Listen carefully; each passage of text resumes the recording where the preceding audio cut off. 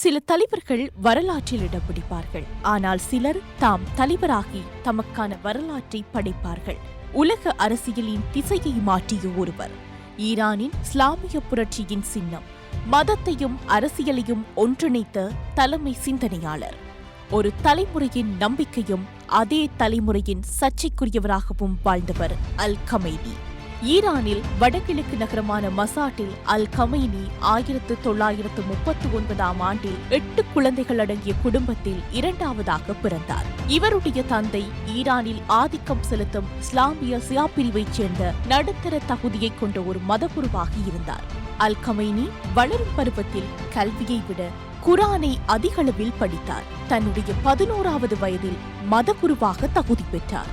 ஆனால் இவருடைய பணிகள் மத ரீதியாகவும் அரசியல் ரீதியாகவும் அமையப்பெற்றது. 1960களில் ஈரானை ஆட்சி செய்தவர் முகமது ரசா பஹ்லவி. திறமையான பேச்சாளரான அல் கமைனி ஈரான் மன்னனின் விமர்சகர்களுள் ஒருவராக இருந்தார். முகமது ரசா பஹ்லவி மேற்கத்திய நாடுகளுடன் நெருக்கம் வைத்திருந்தார். இதை அல் கமைனி கடுமையாக விமர்சித்தார். 1963இல் அவர் மன்னரின் கொள்கைகளை எதிர்த்து பேசியதற்காக கைது செய்யப்பட்டார். பின்னர் நாடு கடத்தப்பட்டார். முதலில் துருக்கி, பின்னர் ஈராக், அதன்பின் பிரான்ஸ் என்று பல நாடுகளில் தங்கியிருந்தார். வெளிநாட்டில் இருந்தபடியே தன்னுடைய பேச்சாற்றல் கொண்டு ஈரானில் புரட்சியை தூண்டினார். 1979 ஆண்டு மக்கள் எழுச்சி அதிகரித்தது. மன்னர் நாட்டை விட்டு வெளியேறினார். அல் கமைனி வீர வரவேற்புடன் ஈரானுக்கு திரும்பினார். ஈரான் ஒரு இஸ்லாமிய குடியரசாக அறிவிக்கப்பட்டது. ஒரு புரட்சியாளனான அல் கமைனி நாட்டின் உச்ச தலைவராக ஆட்சி பீடமேறினார். இஸ்லாமிய புரட்சிக்கு பிறகு அதனுடைய தலைவர் ஆயதுல்லா ருஹெல்லா கொமீனி அல் கமைனியை தலைநகர் தெஹ்ரானில் வெள்ளிக்கிழமை தொழுகையின் தலைவராக நியமித்தார். ஒவ்வொரு வாரமும் அல் கமைனியின் அரசியல் சொற்பொழிவுகள் நாடு முழுவதும் ஒளிபரப்பப்பட்டன. இவை நாட்டின் புதிய தலைமையின் ஒரு அங்கமாக உறுதியாக அல் கமைனியை நிலைநிறுத்தியது. புரட்சிக்கு பிறகான நகர்வில் கொமேனிக்கு விசுவாசமான ஆயுதமேந்திய பல்கலைக்கழக மாணவர்கள் குழு அமெரிக்க தூதரகத்தை கைப்பற்றியது. அப்போது பல அதிகாரிகள், தூதரக பணியாளர்கள் பணிய கைதிகளாக பிடிக்கப்பட்டார்கள். ஆட்சியிலிருந்து அகற்றப்பட்ட மன்னருக்கு அடைக்கலம் அளிக்கும் அமெரிக்காவின் முடிவுக்கு எதிராக போராடிய மாணவர்களை அல் கமைனி உட்பட ஈரானின் புரட்சிகர தலைவர்கள் ஆதரித்தனர். இதுவே அமெரிக்காவில் அதிபர் ஜிம்மி கார்ட்டரின் நிர்வாகத்தை சிதைக்க உதவியது. புரட்சியை வரையறுக்க அமெரிக்க எதிர்ப்பு மற்றும் மேற்கத்திய எதிர்ப்பு பாதையில் ஈரானையும் கொண்டு சென்றது. சர்வதேச அளவில் ஈரான் பல தசாப்தங்களாக தனிமைப்படுத்தப்படுவதற்கான ஆரம்பமாக இந்த நிகழ்வுகள் அமைந்தன. 1981 ஆண்டு ஜூன் மாதம் எதிர்ப்பு குழு ஒன்று ஒலிப்பதிவு கருவிக்குள் வெடிகுண்டை மறைத்து வைத்து அல் கமைனி சொற்பொழிவை ஆற்றும் போது அது வெடித்து சிதறியது. இதன்போது அவர் படுகாயமடைந்தார். அவருடைய நுரையீரல் குணமாவதற்கு பல மாதங்கள் எடுத்தன. அத்தோடு அவருடைய வலது கை நிரந்தரமாக செயலிழந்து போனது. 1981 ஆண்டு இறுதியில் அதிபர் முகமது அலி ராஜாய் கொல்லப்பட அதை தொடர்ந்து நடந்த தேர்தலில் சம்பிரதாயபூர்வமான அந்த பதவிக்கு அல் கமைனி போட்டியிட்டார். அந்த தேர்தல் முடிவுகள் சந்தேகத்துக்கு இடமில்லாமல் 97% வாக்குகளுடன் அல் கமைனிக்கு வெற்றியை கொடுத்தது. தன் தொடக்க உரையிலேயே விலகல், தாராளமயம் மற்றும் அமெரிக்க செல்வாக்குமிக்க இடதுசாரிகளை கண்டித்தார். இது அதிபர் பதவிக்கான அவருடைய அணுகுமுறையை அமைத்தது. அல் கமைனி பதவியில் இருந்தபோது போரை கையாளும் தலைவராக அவரே செயல்பட்டார். இதன்போது அண்டை நாடாக இருந்த ஈரானுக்கு படையெடுத்தது. ஈராக்கினுடைய அதிபர் சதாம் ஹுசைன் கொமேனியின் இஸ்லாமிய புரட்சி வெளிநாடுகளுக்கு பரவி தன்னுடைய சொந்த ஆட்சியை ஆபத்துக்கு உட்படுத்தலாம் என அஞ்சினார். இதன் அடிப்படையில் இந்த போர் ஆரம்பமானது. இந்த கொடுமையான இரத்தக்களரியான போர் 8 ஆண்டுகள் நீடித்தது. இதில் இரு தரப்பிலும் ஆயிரக்கணக்கானோர் உயிரிழந்தனர். கமைனி பல மாதங்களாக போர் முனைகளில் இருந்தார். சதாம் ஹுசைனின் படையெடுப்பை ஆதரித்த அமெரிக்கா, மேற்கத்திய நாடுகளின் மீது கமைனிக்கு இருந்த ஆழ்ந்த அவநம்பிக்கையை இந்த போர் வலுப்படுத்தியது. 1989 ஆண்டில் 86 வயதில் கொமேனி இறந்த நிலையில் அவருக்கு அடுத்து மதகுருமார்களின் சபையான நிபுணர்களின் கூட்டத்தால் கமைனி தேர்ந்தெடுக்கப்படுகின்றார். நான் பல குறைகளையும் கொண்டு ஒரு சாதாரண மனிதன், உண்மையிலேயே சிறிய அளவில் மதப்பயிற்சி பெற்ற மாணவர் மட்டுமே. இருப்பினும் என் தோள்களில் பொறுப்புகள் சுமத்தப்பட்டுள்ளது. இந்த பெரிய பொறுப்பை சுமக்க என் எல்லா திறன்களையும் சர்வ வல்லமையுள்ளவர்களின் மீதான எனது முழு நம்பிக்கையையும் பயன்படுத்துவேன் என பதவியேற்ற பின் தனது முதல் உரையில் தெரிவித்தார். புதிய அதி உயர் தலைவரான இவர் தனது சொந்த அதிகார தளத்தை உருவாக்க மிக எச்சரிக்கையுடன் நகர்வுகளை மேற்கொண்டார்.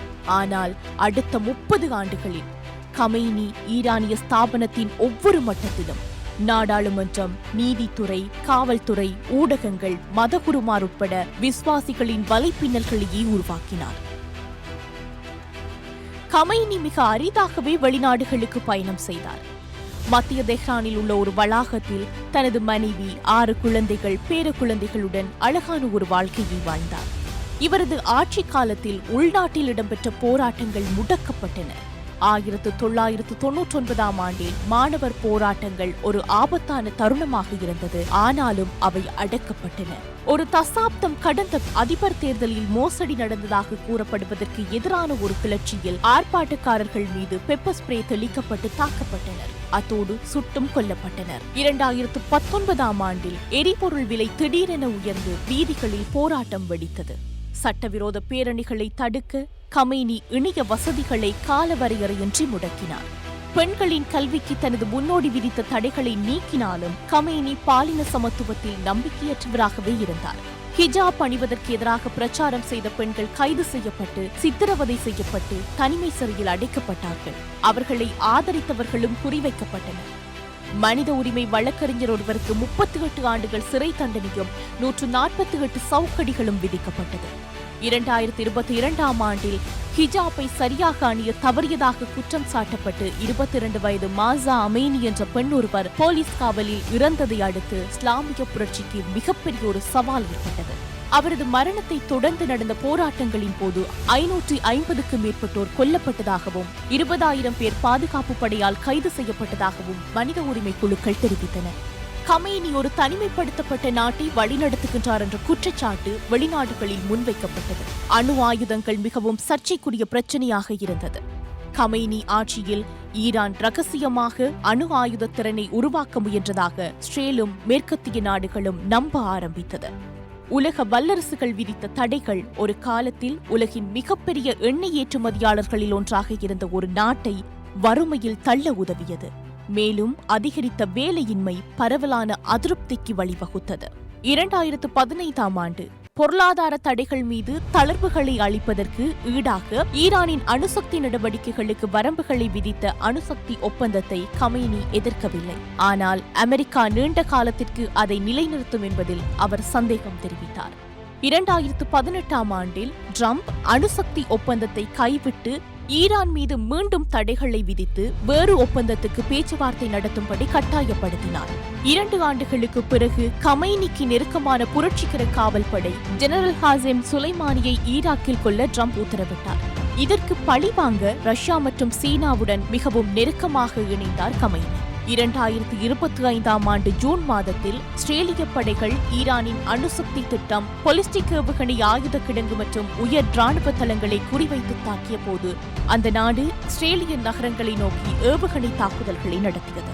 அமெரிக்கர்கள் போரில் இணைந்து ஈரானில் 3 முக்கிய அணுசக்தி நிலையங்களை தாக்கிய போது கமெய்னி ஒருபோதும் சரணடைய மாட்டேன் என்று சபதம் செய்தார். ஆனாலும் பல ஆண்டுகளில் முதல் முறையாக அவர் பலவீனமாக தென்பட்டார். 2026ஆம் ஆண்டு ஜனவரி மாதம் ஈரானிய பொருளாதாரத்தின் தோல்வியால் தூண்டப்பட்ட ஆர்ப்பாட்டங்களை கமெய்னி ஆட்சி எதிர்கொண்டது. இதற்கு கொடூரமான ஒடுக்குமுறையுடன் எதிர்வினையாற்றப்பட்டது. இதில் குறைந்தது 6488 போராட்டக்காரர்கள் கொல்லப்பட்டதாகவும் 53,700 பேர் தடுப்பு காவலில் வைக்கப்பட்டதாகவும் மனித உரிமை குழுக்கள் தெரிவித்தன. அடுத்தடுத்த வாரங்களில் ட்ரம்ப் ஈரானுக்கு அருகில் அமெரிக்க ராணுவத்தை பலப்படுத்தினார். ஈரான் தனது அணுசக்தி திட்டத்தில் ஒரு புதிய ஒப்பந்தத்தை ஒப்புக்கொள்ளாவிட்டால், தீய அணுசக்தி லட்சியங்களை கைவிடாவிட்டால் ஈரானை தாக்குவதாகவும் எச்சரித்தார். ஆனால் கமெய்னி யுரேனியம் செறிவூட்டலை கைவிட மறுத்துவிட்டார். ஈரானின் அதிகாரத்தில் கமெய்னி உறுதியான கொடூரமான பிடியை வைத்திருந்தார். ஈரான் தற்போது வரை அவர் வகுத்த சட்டங்களால் நிர்வகிக்கப்படுகின்றது. சிலர் அவரை இஸ்லாமிய அடையாளத்தை காத்த தலைவராக பாராட்டினார்கள். சிலர் அவரை கடுமையான ஆட்சியாளர் என விமர்சித்தார்கள். சிலருக்கு அவர் உறுதியான காவலர், சிலருக்கு அவர் கடுமையான ஆட்சியாளர்.